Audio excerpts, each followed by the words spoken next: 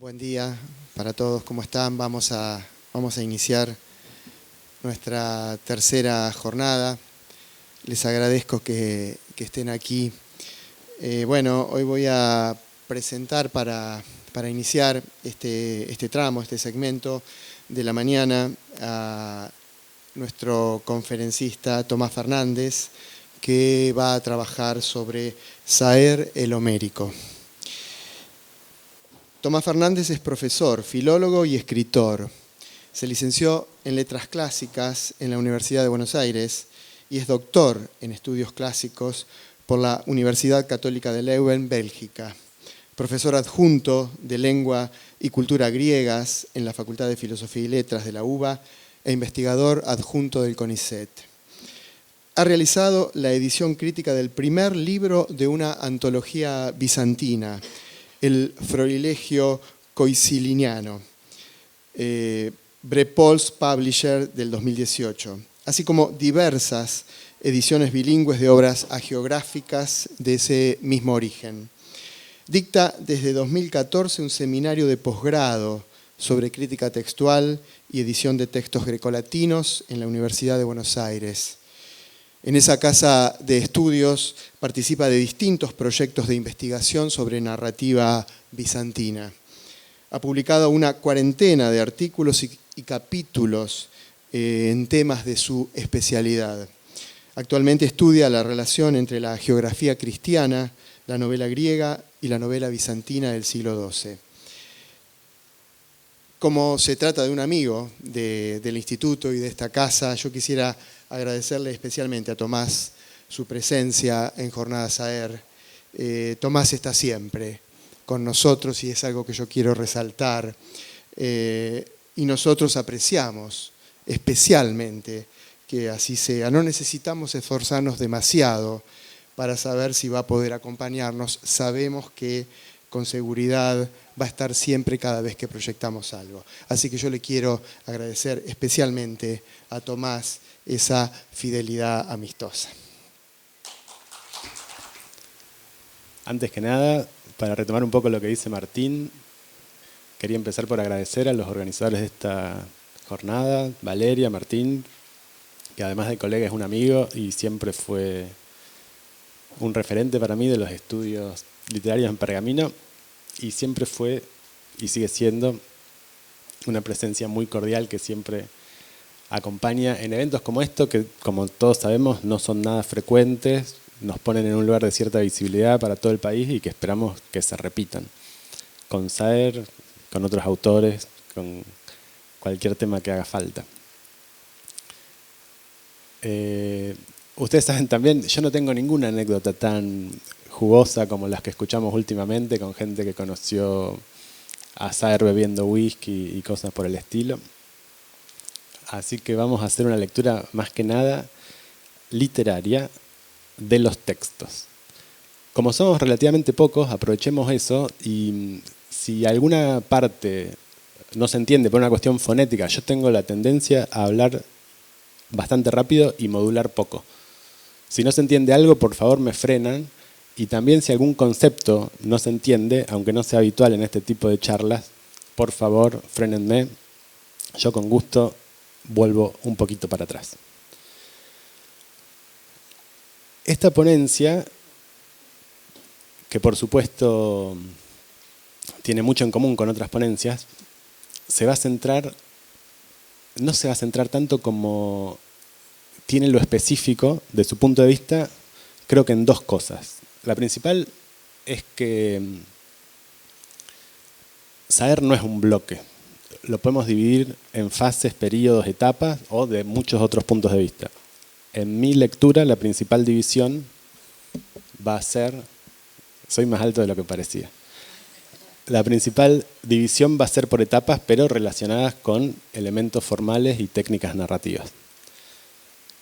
Porque en otras ponencias hemos escuchado referencias a Saer, y por supuesto el ponente sabía perfectamente que no es un bloque, sino que es diferenciable, ustedes también lo saben. Yo voy a poner eso de manifiesto de manera explícita. Mi segundo, no voy a decir quizá especificidad, pero sí proyecto es intentar muy modestamente situar a Saer como provincia dentro del continente de la literatura universal. O sea, tratar de ver qué tiene Saer de interesante no solo para los argentinos, sino en relación con la gran tradición literaria en la que sin duda se inserta. Esta presentación la voy a dividir en 5 partes, de las cuales seguramente una me voy a saltear, de unos 10 minutos, que van a ser especies de capítulos sobre un tema central. La producción temprana de Saer, ese es otro de los grandes interrogantes de esta jornada, que es la de si debemos decir Saer o Saer. Pero creo que gana Saer, así que voy a decir Saer. La producción temprana de Saer y su utilización al más alto nivel de técnicas narrativas que podríamos llamar tradicionales, con tramas que podríamos llamar utilitarias. Esto es el Saer de ese periodo temprano que yo llamo homérico. Para situar con más precisión esta primera etapa saeriana, vamos a compararla con las otras, en las que muchas de sus cualidades subsisten. Así que vamos a hablar del Saer homérico, pero para situarlo, también de los demás. Con esto hago un mini mapa de lo que va a ser esta presentación, en 4 partes. En realidad 5, que van a quedar 4. La primera se va a ocupar de 4 elementos, que no coinciden con las 4 partes, 4 elementos que me parecen clave en la narrativa de Saer, y que son la armonía musical, los héroes novelescos, la zona y la trama. La segunda parte va a ahondar en la trama, pero desde una perspectiva bastante diferente de la que escuchamos en la ponencia de Hernán Roncino. En particular va a poner el acento en la diferencia entre historia o sucesión cronológica de eventos y relato o sucesión de eventos según se los presenta justamente en el relato propiamente dicho. Sobre esta división vamos a volver pronto. El tercer elemento se va a detener en la duración y la velocidad del relato, el cuarto en los héroes saerianos y el quinto va a retomar lo anterior a modo de conclusiones. Para no dejar dudas acerca de a qué me refiero cuando hablo del Saer homérico o el Saer maduro que contrapongo al homérico, anticipo que de modo muy aproximativo y sin pretensión alguna de que esta división permanezca, divido la producción de Saer en 4 momentos. Todas las periodizaciones son arbitrarias, ya lo sabemos, y esta es tan arbitraria como cualquiera o más arbitraria que ninguna. La ofrezco como un simple mapa de la terminología de etapas que voy a usar. Entonces, 4 etapas. A la primera la llamo juvenil. Incluye En la zona de 1960 y Responso de 1964 como obra de transición. Recordemos que Saer nació en el 37, son obras que publicó jovencísimo, con bastante menos de 30 años. La segunda etapa, a la que llamo temprana u homérica, incluye Palo y Hueso de 1965, Unidad del lugar de 1967 y Cicatrices de 1969, que en realidad ya tiene una pata en el periodo siguiente. La etapa madura y más experimental la sitúo entre El limonero real de 1974 y Glosa de 1985. Con La mayor del 76 como pico vanguardista en la novela homónima y La ocasión de 1986 como obra de transición.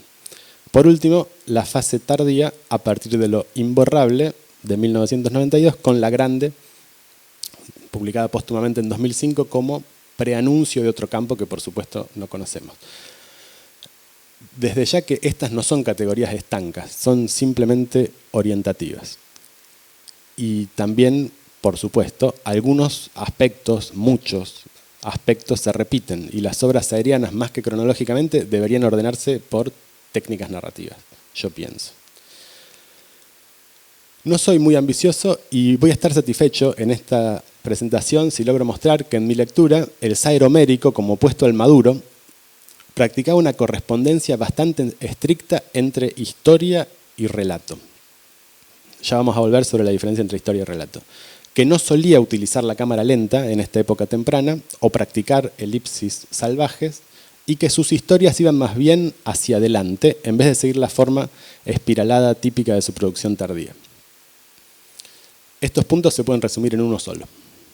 El saer homérico adecuaba de modo más armónico, podríamos decir armónico más convencional / clásico, sus medios narrativos a sus fines expresivos e interrumpía de modo menos vistoso la acción externa.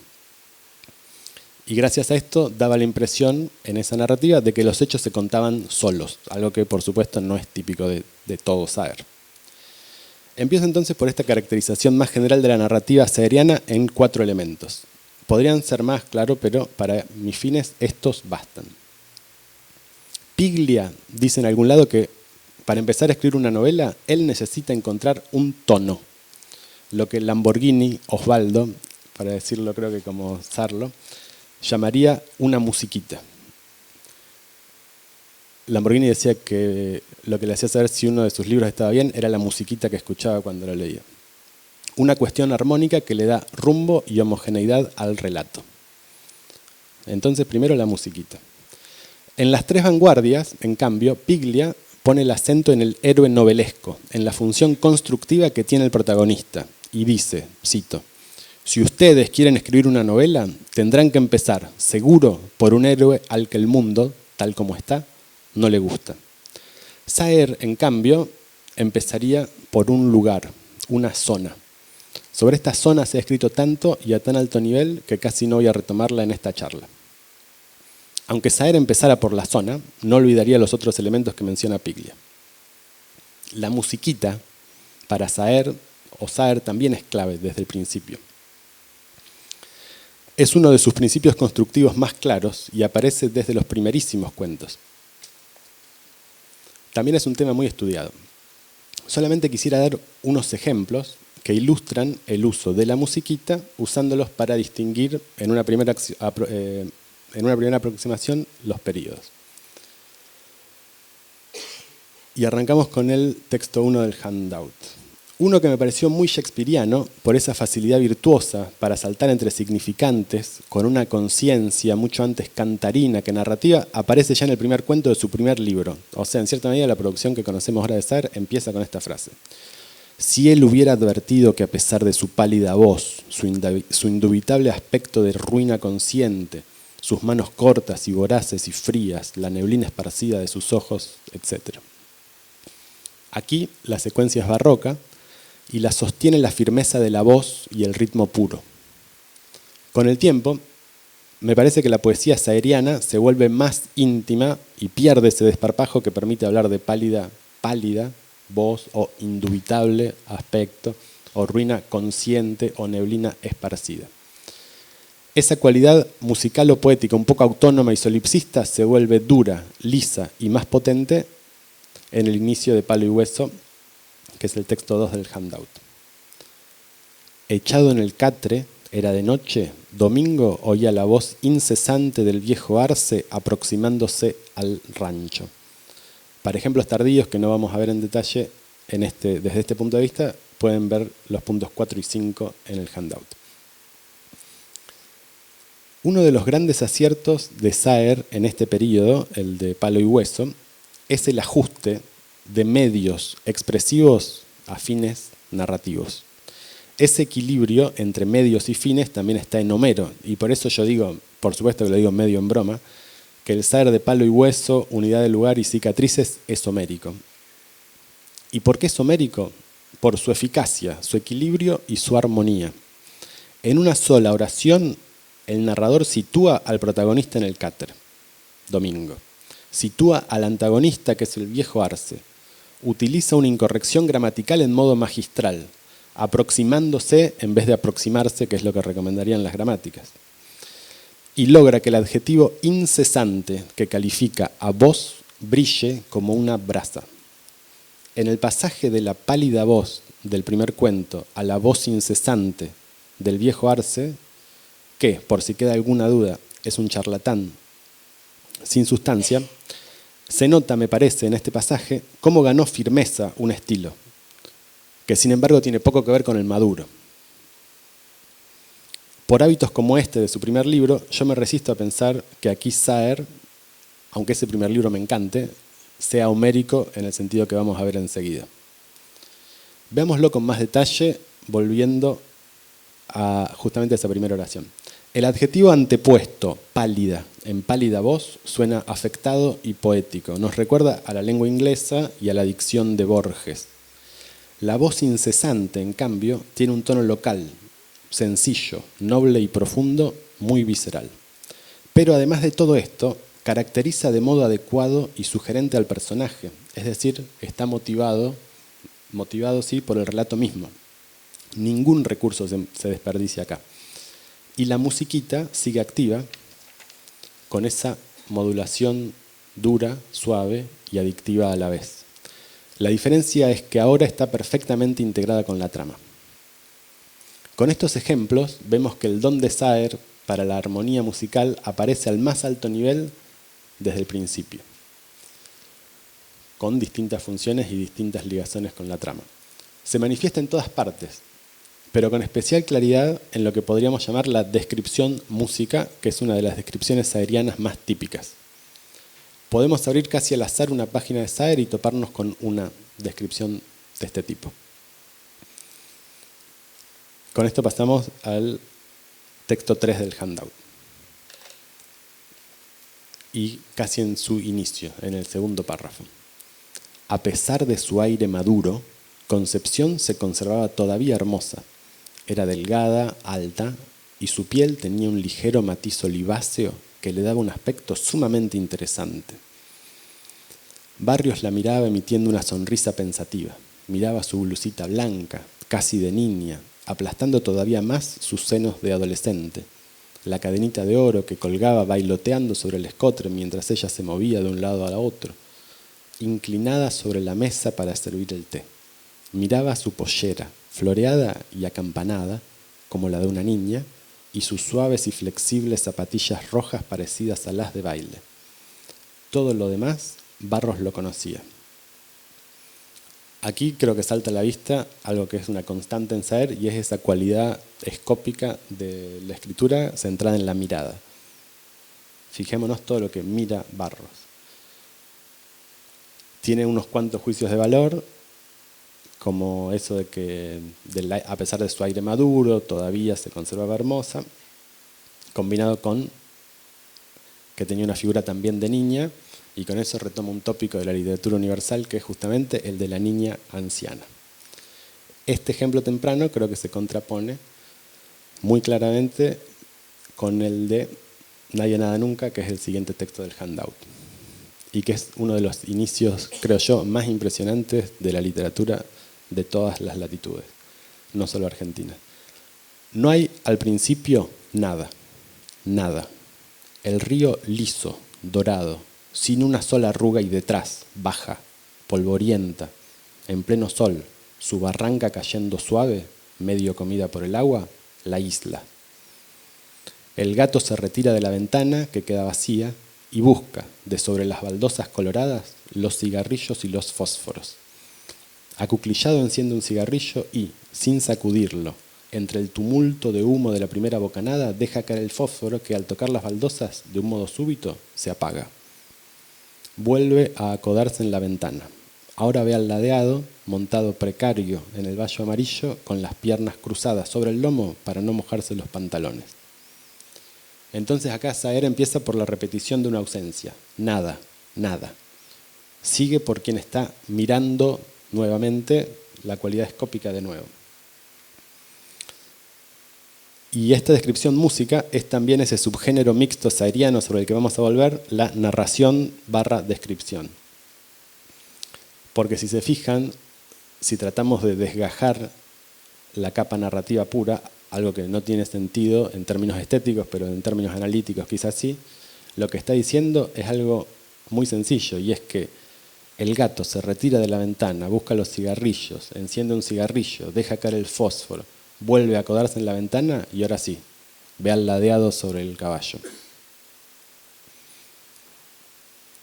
Esa integración e imbricación de la narración pura, separable a fines analíticos, con esta cualidad poética, descriptiva, lírica, de tiempo detenido o demorado, es justamente una de las características más reconocibles, más hermosas y de las que más podemos aprender, me parece, del saber, digamos, maduro sin duda, quizá un poco antes también aparece. La música y las descripciones, aun siendo relativamente atemporales, y acá tenemos una palabra que va a ser clave, no tanto atemporal, sino temporal, temporalidad, etc. La música y las descripciones están encarnadas, pese a ser relativamente atemporales, en una hora o en un ayer, donde el tiempo, más que detenerse, se adelgaza hasta llegar a una unidad microscópica, que por supuesto aumenta a niveles insospechados, saber. Y luego procede por elipsis hacia otras unidades microscópicas. Si se fijan en el ejemplo de Nadie, Nada, Nunca, y en menor medida también en el de Responso, lo que en realidad tenemos no es una escena de tiempo detenido, como en la descripción estática clásica, la llamo clásica en el sentido convencional, no porque sea típica de los autores clásicos, sino una descripción dinámica, imbricada con la narración. Es descripción y narración a la vez, con una lentitud narrativa tan lograda que puede pasar por descripción pura, de tiempo detenido, cuando en realidad es de tiempo demorado. Hasta aquí entonces la zona solo mencionada y la musiquita con estos ejemplos. El tercer elemento, el héroe, también es relativamente atemporal. Aunque se manifieste en el tiempo, casi siempre recordamos al héroe según sus características principales, no tanto según su historia ordenada cronológicamente. Lo recordamos sinópticamente, sincrónicamente, atemporalmente, como una unidad que existe más allá del tiempo por más que se haya manifestado en el tiempo. Igual que recordamos a la gente que conocemos, como portadora de cualidades que sin duda implican acciones, pero no directamente como responsables de una serie de acciones. No por lo que hicieron, sino por lo que son, aunque sean lo que son por lo que hicieron. Creo que así también querría Saer que leyéramos y recordáramos sus libros, si se pudiera, sinóptica y no sucesivamente. El héroe de Saer suele no ser un héroe novelesco típico, en franca oposición al mundo. A menudo es un héroe más estoico, integrado en el tejido social habitual, al que ofrece una resistencia pasiva individual. Sin embargo, hay unos cuantos de sus héroes que no tienen más salida que el crimen, el suicidio, la muerte, o esa otra forma de muerte metafórica, pero definitiva, que es la indignidad y la decadencia. Estos tipos de héroes aparecen concentrados en cicatrices, y si nos queda un poco de tiempo, los retomaremos. Bien, 3 elementos, ¿no? La zona, la musiquita, los héroes. Recién en el cuarto elemento, el encadenamiento ordenado de eventos que llamamos trama, recién en este elemento la temporalidad aparece de manera explícita. Es en este punto donde las semejanzas y las diferencias con la narración homérica o en general con cualquier narración que pretenda ser transparente, efectiva, intensa, etc., son más ricas. También lo anotamos al pasar la diferencia con Piglia, ¿no? Piglia dice que la clave de una novela puede ser la musiquita, el protagonista héroe, o en algunas otras partes dice el final de una novela. Pero nunca diría Piglia, me parece, que la clave es la trama. Saer, por supuesto, tampoco lo diría, pero sí trabaja sus tramas, pienso yo, con bastante más minuciosidad. Al menos de las novelas. Creo que en esto es un poco distinto de Saer, justamente Piglia, porque Saer, incluso en sus épocas más experimentales, construía tramas con la perfección de un guionista avesado y meticuloso. Al menos historias, que ahora vamos a ver qué son. Y justamente vamos a ver ahora qué pasa en términos de trama con el Saer homérico y con el maduro. Arrancamos entonces la segunda parte que concierne directamente a este cuarto elemento que es la trama. Aquí me gustaría introducir una distinción conocida desde hace siglos, pero a la que le puso su nombre moderno Genet. Se trata de la oposición o interrelación entre histoire y récit, que nosotros vamos a traducir convencionalmente como historia y relato. La historia es la serie de eventos según su orden cronológico en el mundo narrativo. El relato es la serie de eventos en el orden en que aparecen narrados. Así, si en un cuento se relata primero el día 3 de febrero y luego el día 2 de febrero, en la historia el orden es 2 de febrero, 3 de febrero. Pero en el relato es 3 de febrero y luego 2 de febrero. ¿Se entiende bien esta distinción? Esta distinción me parece es clave para situar a Saer en estas categorías que podríamos llamar homéricas. Homero da la impresión de narrar del modo más natural, en el sentido de que su historia parece perfectamente adecuada a su relato. Historia adecuada al relato, medios narrativos adecuados a los efectos que persigue. Homero pone en un primer plano acciones con una vividez desacostumbrada y quizá nunca superada, y a continuación otro primer plano con acciones igualmente vívidas. No pierde tiempo, siempre sigue su camino, es tan hábil que disimula su mano, por eso se ha hablado tanto de la objetividad épica. Los hechos parecen hablar por sí mismos. Algo semejante hace justamente Hitchcock, quien, por ejemplo, quiere que se corresponda el nivel de emoción de los personajes con la amplitud de la escena. Solo muestra, por ejemplo, el ambiente completo de una comisaría en el momento de máxima tensión emocional. Antes solo lo muestra de modo parcial. Es decir, solo hace un plano general cuando la emoción llega a su tope. ¿Por qué hace eso? Para que haya una correspondencia entre la amplitud espacial y la intensidad emocional. Hay pocos,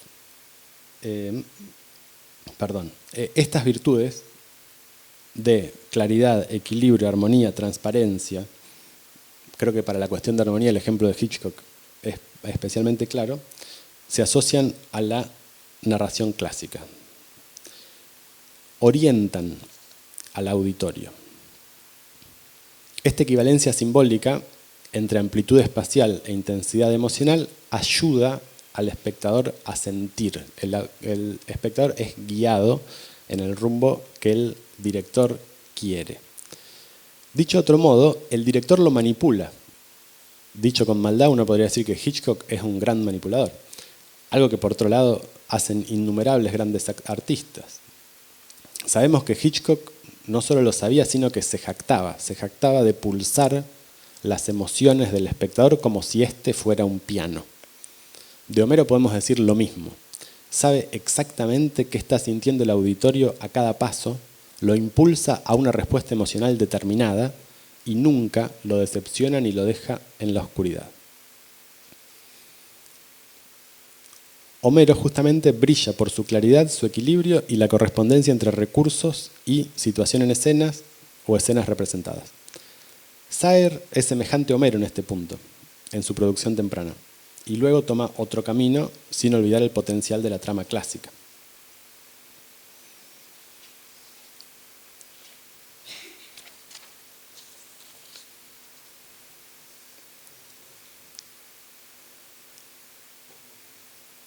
Homero, de cualquier manera, acá yo hacía una distinción que ahora no voy a retomar para no extenderme, con Vargas Llosa. Ustedes recuerdan que Vargas Llosa, en Conversación en la Catedral, disloca el relato en un montón de piezas de puzzle a las que reorganiza según una arquitectura que tiene que ver con la intensidad dramática, pero no con la linealidad ni con la motivación interna del relato, ordena estas piezas de un modo muy diferente. Ese tipo de ruptura de la linealidad no aparece en Homero, tampoco aparece en Saer. En Homero hay una gran ruptura de la linealidad que es más o menos constante, pero es una ruptura de la linealidad que siempre está motivada por las necesidades internas del relato, no por las necesidades de ninguna realidad externa, entre comillas, pero sí por las necesidades del relato. Las rupturas, entonces, de la linealidad homérica siempre tienen una motivación interna, al revés de lo que pasa con Vargas Llosa. Sin embargo, en tanto con estas rupturas temporales, Vargas Llosa realza el efecto y siempre sigue siendo claro, Vargas Llosa sigue siendo homérico y hasta grandemente homérico, aunque sabemos que Saer lo detestaba virulentamente. En esta búsqueda elevada y diestra de un efecto, con una trama altamente funcional o utilitaria, Vargas Llosa está siendo homérico, justamente.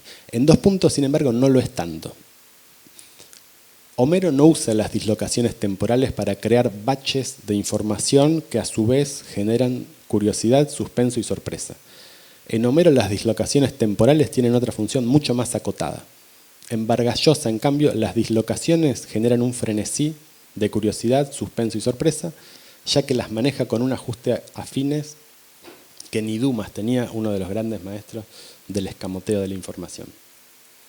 Este empleo utilitario de las dislocaciones temporales tampoco es típico de Saer, ni siquiera del Saer homérico, aunque aquí y allá, sobre todo en relatos en primera persona, las utilicen.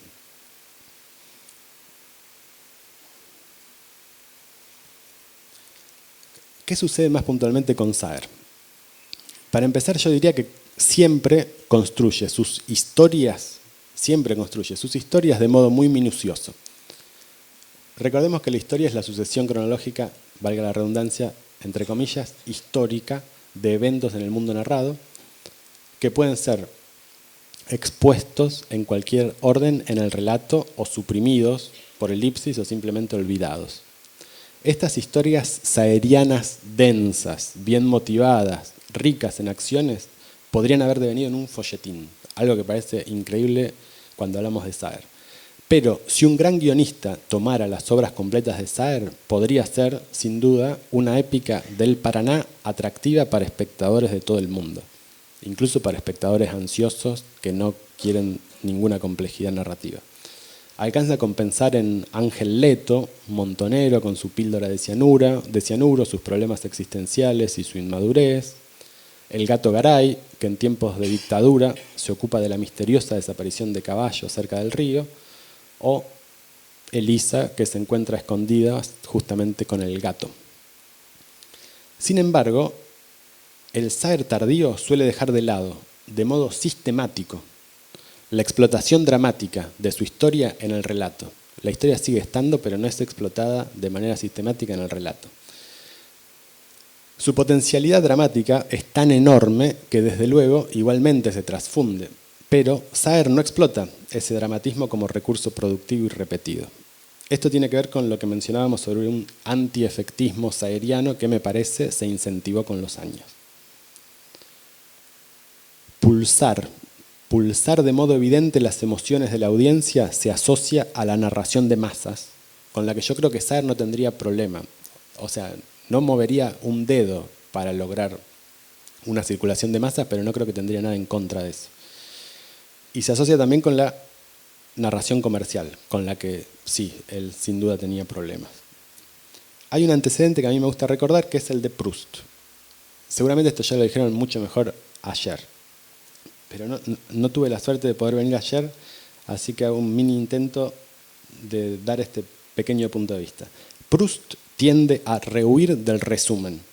Puede demorarse varias páginas, muchas páginas, en un evento que según las jerarquías clásicas sería nimio, como la impresión que causan unas campanadas, y casi pasar por alto el evento nodal en la historia, lo que Barthes llamaría funciones cardinales o núcleos.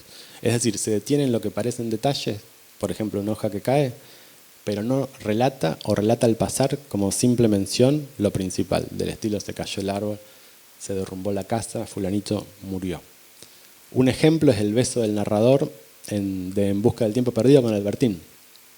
Es anticipado y deseado por decenas de páginas.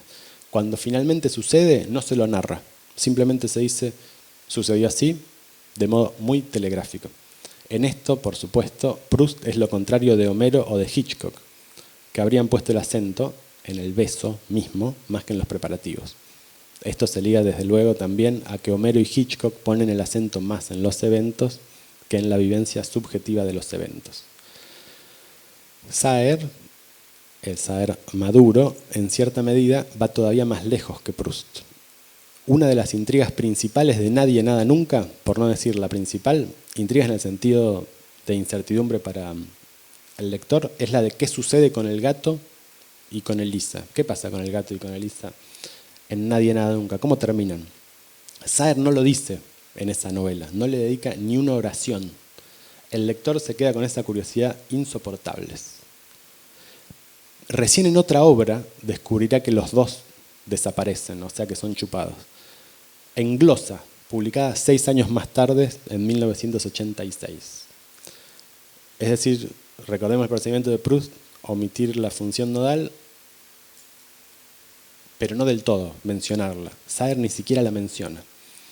Si bien esto puede explicarse como sintomático de alguien que vea sus novelas como capítulos de una obra más vasta, más que como unidades orgánicas en sí misma, o sea, la unidad orgánica es la totalidad, más que cada obra tomada por sí misma, pone de manifiesto el desdén saeriano por las formas habituales de generar y satisfacer la curiosidad y suspenso. Yo tengo para mí que cabía la posibilidad de que Saer nunca revelara qué había sucedido con el gato y con Elisa, que la clave para él no era extender el suspenso hasta que muriera por sí solo, sino, al revés, poner el acento en lo incierto de lo real, incluso de lo real narrado y del mundo narrativo. Pero hay, por supuesto, más. Sabemos, desde la teoría de la novela de Lukács, de 1916, si no me acuerdo mal, pero seguro de mediados de la década del 10, sabemos desde esa época, sabemos desde siempre, pero sobre todo desde ahí, que el final es la clave de una novela, porque define y cierra su sentido. Esto puede parecer una obviedad, pero vale la pena recordarlo. Cuando un autor no cierra su obra, podemos pensar, a veces, en un final abierto. Pero el final abierto hace pensar en un dique que corta un continuum casi en cualquier parte. En Saer el continuum mayor existe, por supuesto, pero cada novela individual no se corta en cualquier parte. No es un final abierto lo que tenemos acá. Al contrario, sus obras están construidas de manera muy arquitectónica, según ejes bien plantados. La ausencia del final convencional, ¿cómo acaban los protagonistas? Es una declaración de principios. Saer se está negando de plano a darle a su novela la clausura que esperan los lectores. Su final entonces no es abierto sino incierto. Está diciendo, aquí hay un escamoteo de final, una desaparición del final. Esto puede ser una sugerencia para los lectores. No se fijen tanto en el final de la trama, porque ese no es el principio constructivo. Ese hueco vistoso en lugar del final es muy saeriano, pero no de todos los Saer, no del Saer homérico, sí del Saer tardío. Maduro / tardío. ¿Qué sucede aquí con la historia y el relato? Saer, en Nadie, nada, nunca, construye una historia minuciosa, pero elude zonas centrales de esa historia en su relato. Rompe de manera muy radical la correspondencia típica entre historia y relato. Pero incluso aquí, como yo creo que también en la mayor, sigue habiendo como presencia subyacente una historia elaborada en todos sus detalles. Con esto pasamos al tercer punto, que va a ser el principal, mejor dicho, el tercero de los 3 puntos principales antes de las conclusiones. Vimos entonces lo que yo llamaba 4 elementos clave, ahora vimos la trama y sobre todo la relación entre historia y relato. Ahora vamos a ver una cuestión que me parece que salta a la vista en Saer, que obviamente salta a la vista, que muchos han resaltado ya, y que tiene que ver con la duración y la velocidad del relato, con el ritmo. En Homero hay una correlación bastante cómoda entre el largo de los eventos narrados y el largo del recitado. La Ilíada requiere unas 20 horas de recitado, se calcula. Un aedo griego entrenado podía recitar algo equivalente a la Ilíada en 20 horas. Más de una cena, pero digamos 5 o 6, no un tiempo excesivamente largo. Pero ahora podría leerse en cerca de 15 y relata unos 54 días de acción. Homero sobrevuela por elipsis la mayor parte del tiempo donde, en términos de trama, no sucede nada. O sea, son 54 días, pero si contamos los minutos de acción narrados, son muchísimos menos.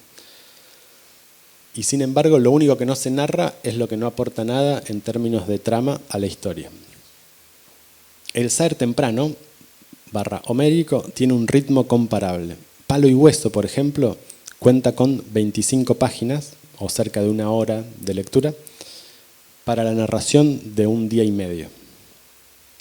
El Saer tardío, en cambio, se toma las 240 páginas de glosa, equivalentes a unas 12 horas, para narrar media hora de acción.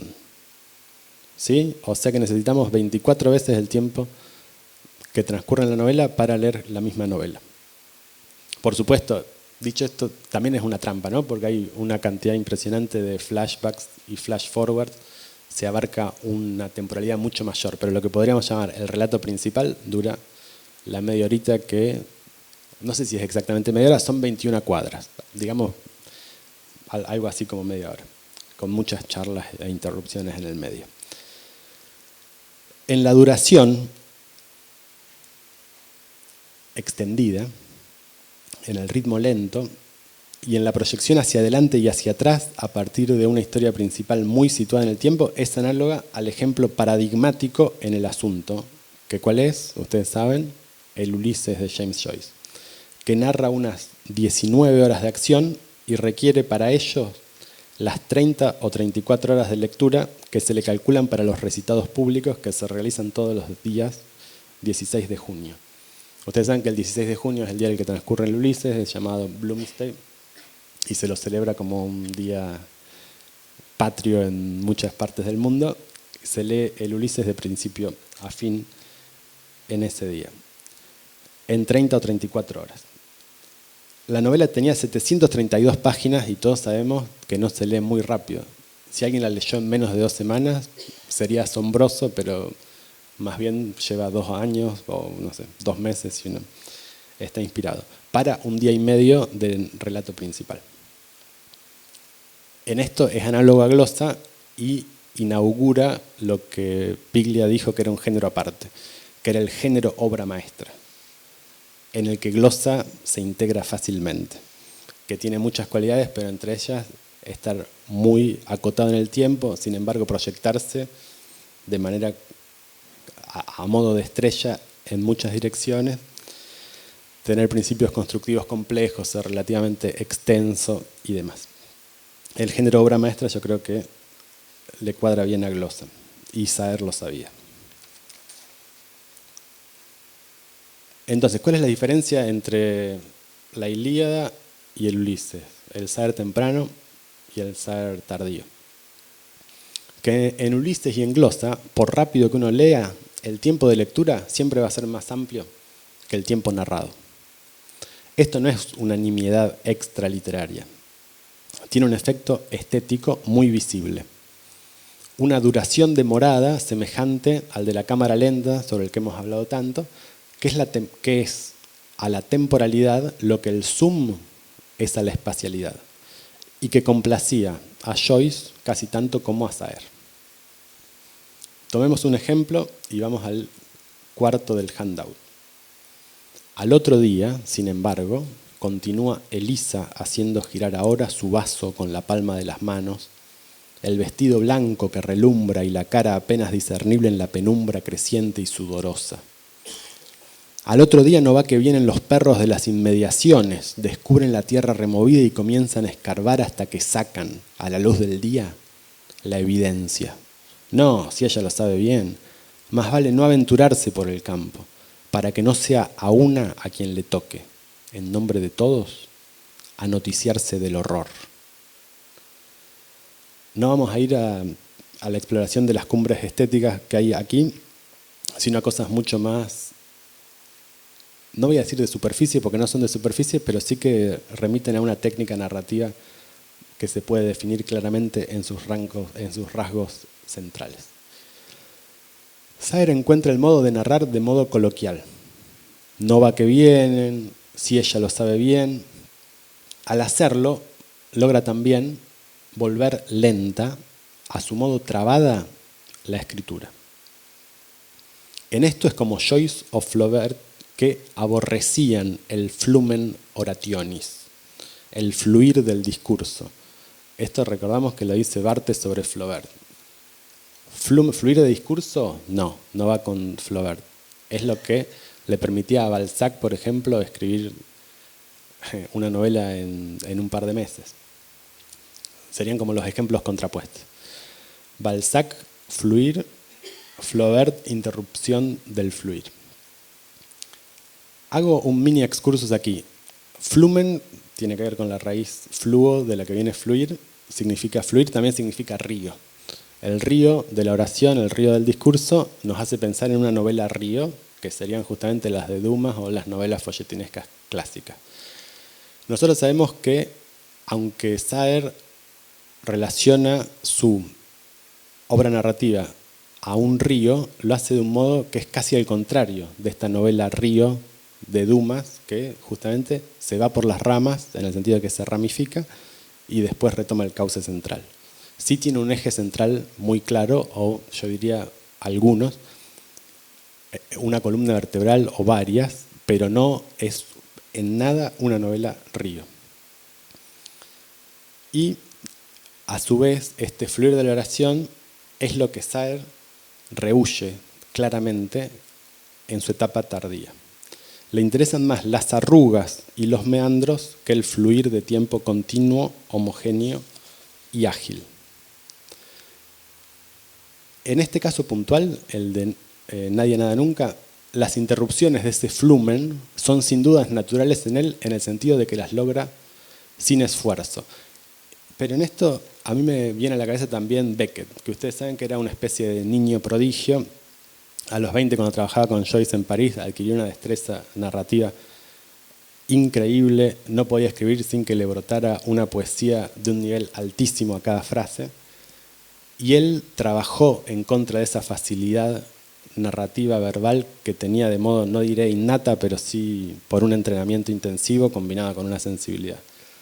Él trabajó para frenar o bajar. El ejemplo más claro es cuando se pasó al francés y empezó a escribir de modo sintácticamente muy sencillo. Si lo comparamos con las primeras obras, es El día y la noche. No solo no parece el mismo autor, sino que parece un autor opuesto. Y yo creo que con Saer pasó algo semejante, y es que él, ya en la época de Palo y Hueso, tenía una destreza técnica como la de cualquier escritor al más alto nivel, no solo de América Latina, sino hasta donde yo he leído del mundo, para ese tipo de literatura. Y en un momento se plantó frente a eso y le aplicó una serie de barreras o trabas a ese fluir de la narración para lograr otros efectos. Al interrumpir el fluir, Saer es densamente culto, pero no de un modo academicista, sino musical. Logra alterar su ritmo, que naturalmente yo creo que sería rapidísimo, como se ve en sus primeros cuentos, para volverlo moroso y un poco compulsivo. Bien, pero ¿cómo lo logra específicamente? En este caso puntual, mediante la descripción de Elisa, por un lado, y los circunstanciales e incisos, o las catálisis, como las llamaba Retamoso el lunes. En un primer nivel, lo llamo primer nivel, no porque sea primero en un sentido ontológico, ¿no? Pero sigamos diciendo, en un primer nivel están los hechos desnudos, que son facilísimos de desgajar. Al otro día vienen los perros de las inmediaciones, descubren la tierra removida y comienzan a escarbar hasta que sacan la evidencia. Y la moraleja, la coda típica del relato oral que orienta sobre su función: más vale no aventurarse en el campo. Fíjense en lo veloz que es esa primera capa, pese a que el párrafo real es bastante más lento. La segunda capa son los circunstanciales e incisos cuasi parentéticos. Sin embargo, a la luz del día, en nombre de todos.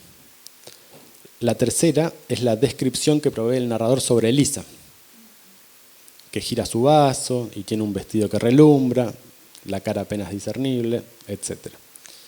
Esta composición estratigráficamente compleja es típica, me parece, de ese nivel de maestría que adquirió Saer después o en torno a la mayor, y que ya no podemos llamar homérico precisamente por la riqueza y acumulación de recursos que exceden ampliamente los necesarios para contar de modo fiable y expresivo una historia.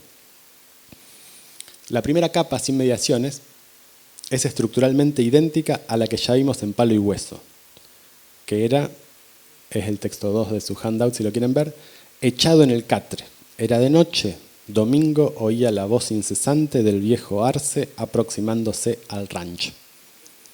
Recordemos que ahora tenemos, al otro día vienen los perros de las inmediaciones, descubren la tierra removida y comienzan a escarbar hasta que sacan la evidencia. ¿Qué es lo que quiero mostrar acá?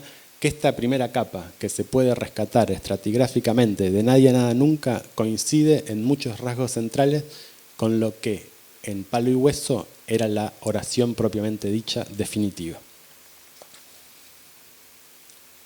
El factor Saer, como lo podemos llamar, puede adicionarse a cualquier texto. Aquí lo hago a fines experimentales y didácticos, no para sugerir que el procedimiento saeriano sea mecánico, ni mucho menos.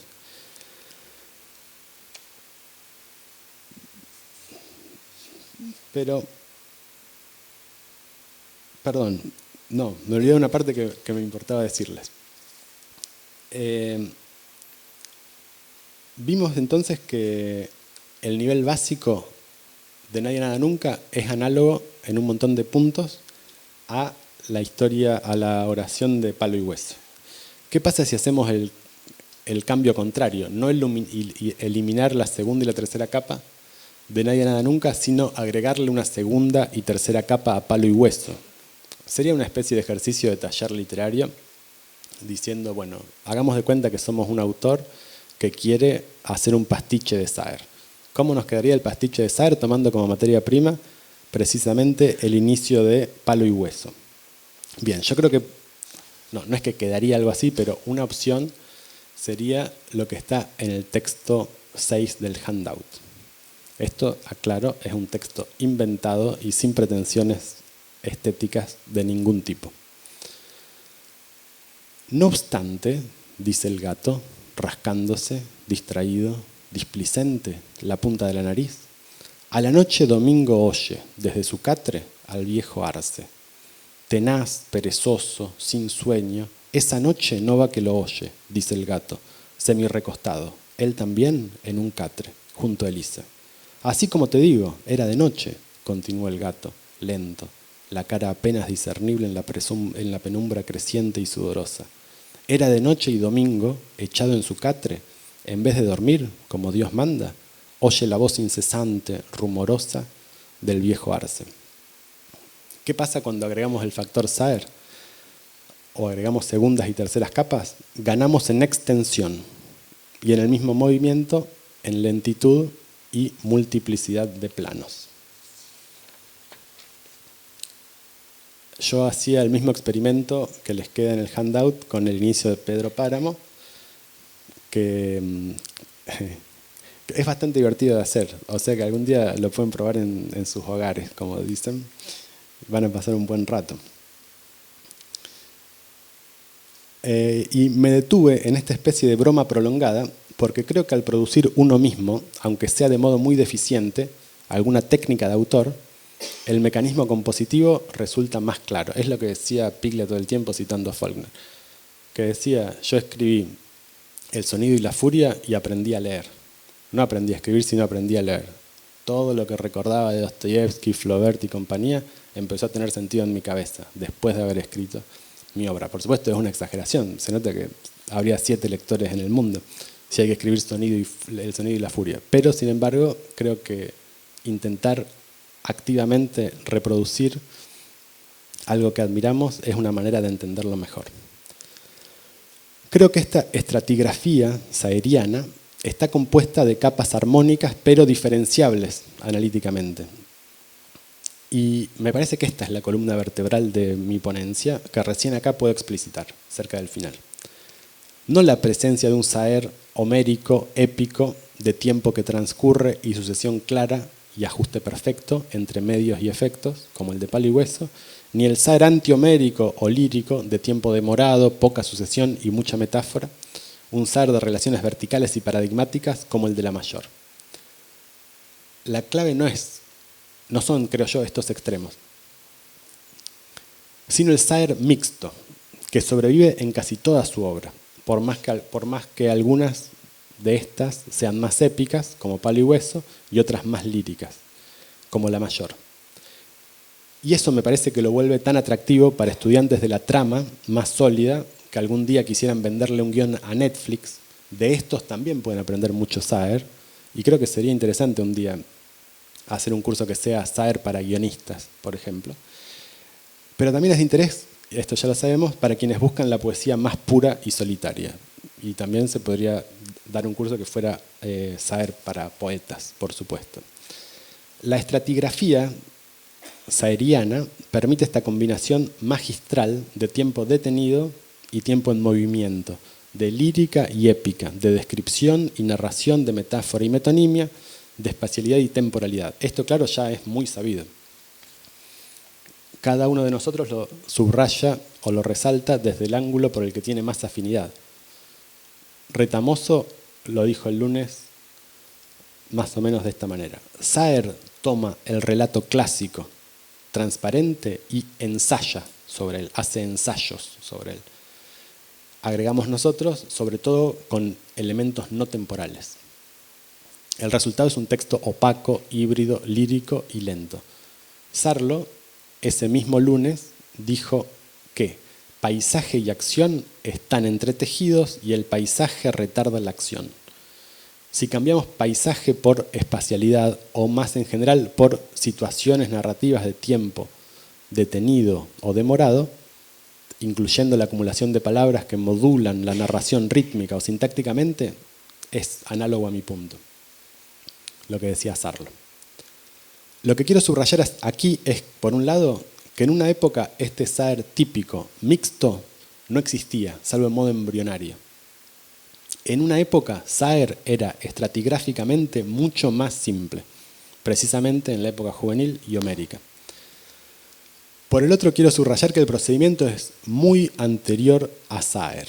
Sarlo lo recordó en Joyce, y Joyce probablemente lo tomó en parte de Flaubert, de quien sabemos que Joyce aprendió muchísimo. Los ejemplos 9 y 10 del handout tratan de ilustrar estas categorías, aunque no vamos a detenernos sobre ellas por cuestiones de tiempo. Después, si quieren, en los pasillos podríamos charlar por horas. Los dos tienen semejanzas con Saer. El tiempo de la descripción o de la cuasi-descripción, de tiempo detenido, este tiempo de la descripción o de la cuasi-narración, más que tiempo detenido de velocidad cero, como es habitual, se convierte en tiempo demorado. Y el tiempo de la narración también se demora, lo que permite su confluencia entre tiempo de la narración y tiempo de la descripción. Pero el procedimiento desnudo no solo aparece en otros autores, sino que es simple y hasta burdo. Lo que explica la grandeza de Saer no puede ser el sencillo procedimiento de imbricar temporalidad y espacialidad o temporalidad y no temporalidad. Cualquier narrador con algo de oficio podría hacerlo y no sería Saer. Hay un exceso saeriano muy por encima de esta técnica que creo que queda todavía por definir. Por el otro, y esto a mí me pareció muy inspirador, Saer no se olvida nunca de la capa más básica, el cimiento de eventos y acciones y sentimientos y percepciones. Ni siquiera el Saer maduro pierde de vista justamente esta importancia de la historia.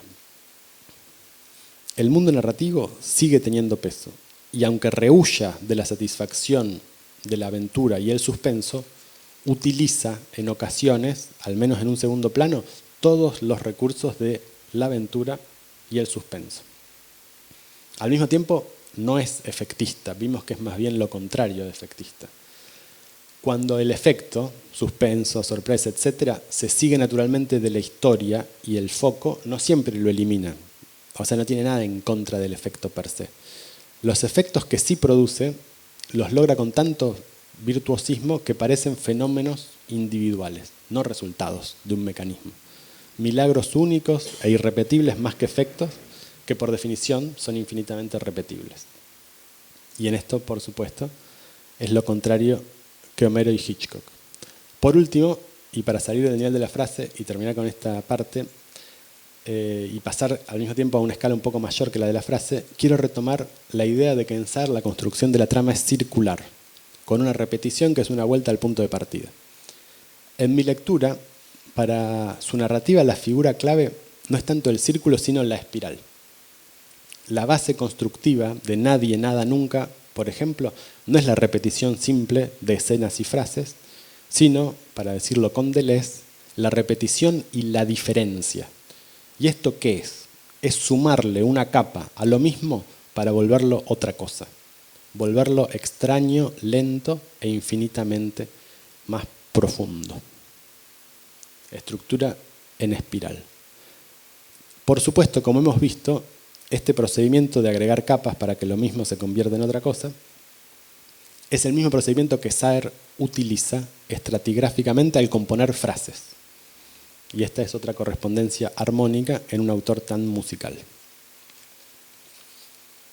Bien, después de estos tres apartados, me salteo el tema de los héroes, que también llevaría un ratito, y paso a hacer una especie de listado de algunos de los temas principales que tiene, yo pienso, el SAER homérico como opuesto al SAER de otras etapas. Es una lista muy provisoria, seguramente se le podría agregar muchas cosas, algunos de los puntos casi no los mencioné, sobre otros me detuve más y los retomo como ayuda de memoria.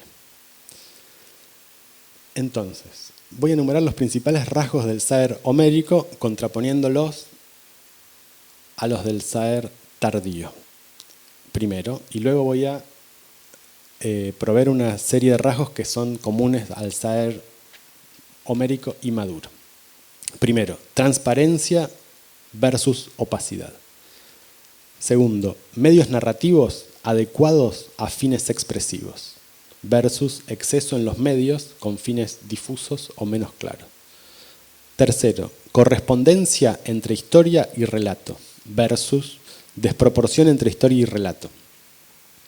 Cuarto, velocidad narrativa habitual, es decir, una velocidad relativamente elevada, versus velocidad bajísima combinada con elipsis salvajes, incluyendo elipsis del final, como en Nadie, Nada, Nunca. Quinto, espacialidad al servicio de la temporalidad versus temporalidad al servicio de la espacialidad. Sexto, separación tendencial, no categórica, de la narración y la descripción versus narración imbricada con la descripción.